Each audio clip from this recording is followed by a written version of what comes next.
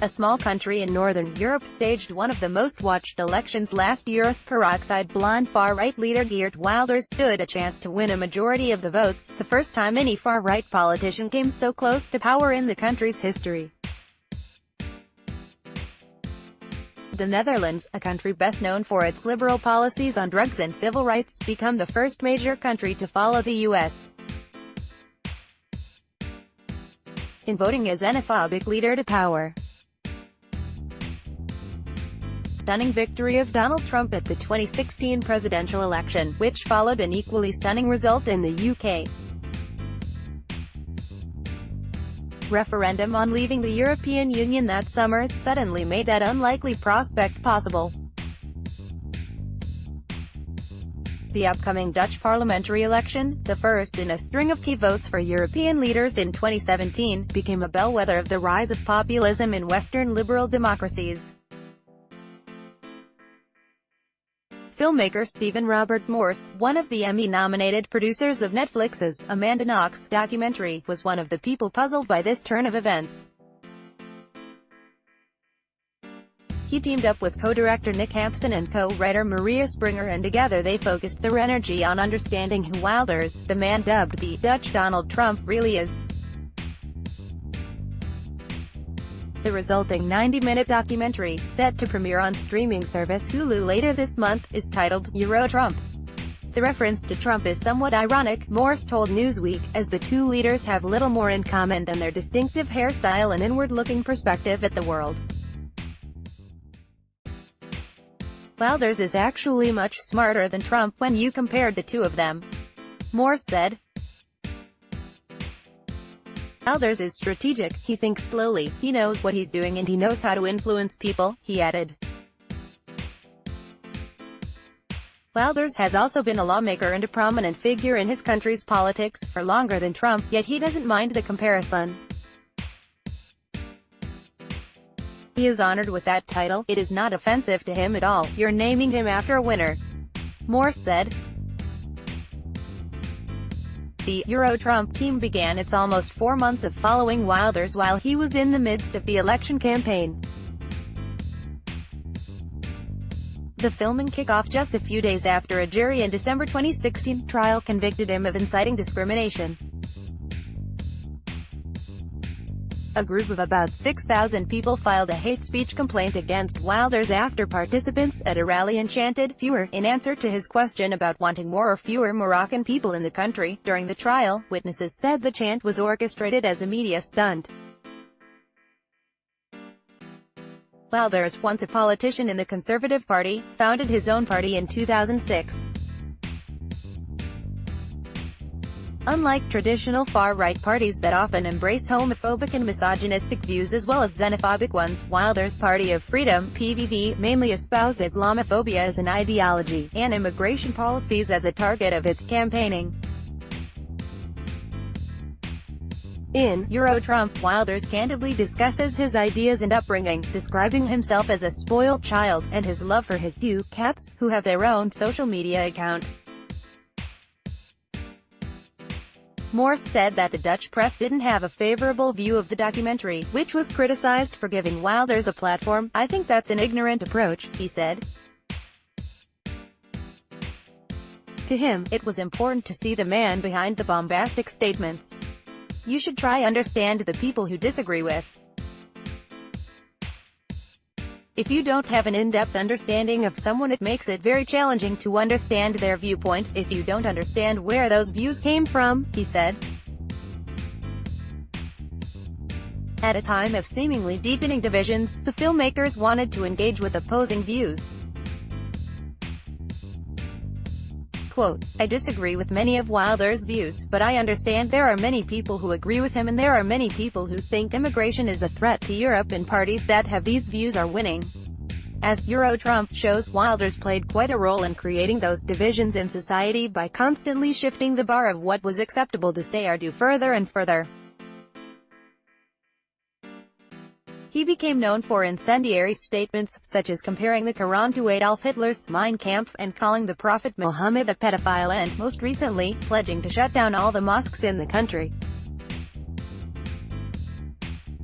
Wilder's statements have often sparked national and international outrage, and have also added fuel to religious extremists' fire, who began targeting him with death threats. He has lived under police protection since 2004, the year filmmaker Theo Van Gogh, who had made the controversial short movie, Submission, about the position of women within Islam, was assassinated in Amsterdam. The filmmakers were able to witness firsthand the relation between Wilders and his security detail. He couldn't survive without them, at the same time he can be critical of them too. Hampson said. The EuroTrump team gained unprecedented access to the otherwise seclusive politician, who, despite never shunning media attention and maintaining a busy social media presence, is rarely seen letting his guard down. I genuinely believe he forgets what freedom is like. It is as if he is on house arrest for years, Morse said. Throughout the filming, Wilders remains in control of his narrative, speaking directly to the camera, never catching himself in a moment of vulnerability that doesn't benefit his image.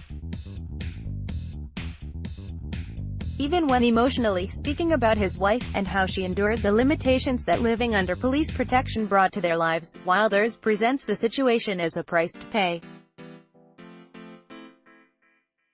for his cause, concealing the psychological toll of such lifestyle behind anecdotes about using nail polish remover to clean up the glue left from fake mustaches he had to wear.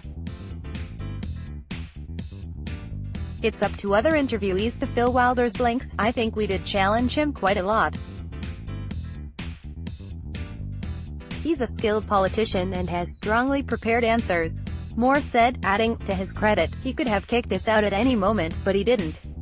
What EuroTrump cameras truly exposes a deeper understanding of how consuming Wilders' obsessive anti-Islam crusade is, and how this has influenced and was influenced by similar movements elsewhere in the world. Wilders is a master marketer.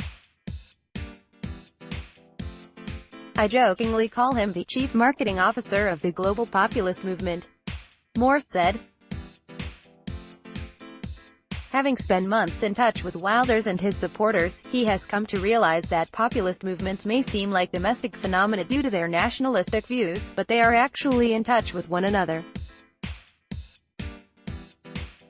Wilders' latest outrage-invoking initiative is a cartoon contest about the Prophet Muhammad. Most Muslims consider depictions of the Prophet as blasphemous, a similar initiative to that organized in 2015 in Texas by anti-Islam blogger Pamela Geller. Geller's contest was attacked by two gunmen who shot a security guard before being killed by police agents. Wilders' competition is due to be judged by the winner of Geller's contests. Everyone is looking to each other for advice. They are looking to each other for inspiration. They are looking to each other on how to do things, what works and what doesn't work around the world, Moore said.